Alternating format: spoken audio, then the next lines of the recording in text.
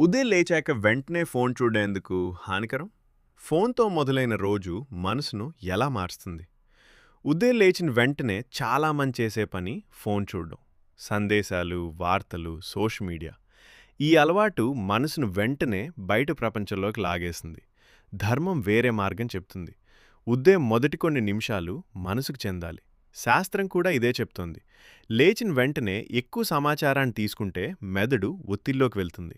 ఆందోళన పెరుగుతుంది. అందుకే పెద్దలు ఉదయం దేవుడిని గుర్తు చేసుకో అన్నారు. అది భక్తి కోసం కాదు, మనసును స్థిరంగా ఉంచడానికి.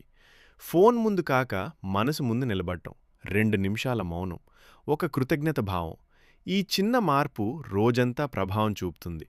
ధర్మం అంటే టెక్నాలజీని వదలడం కాదు, దానికి సరైన స్థానం ఇవ్వడం. రోజును మనసుతో మొదలిస్తే జీవితం సాఫీగా సాగుతుంది.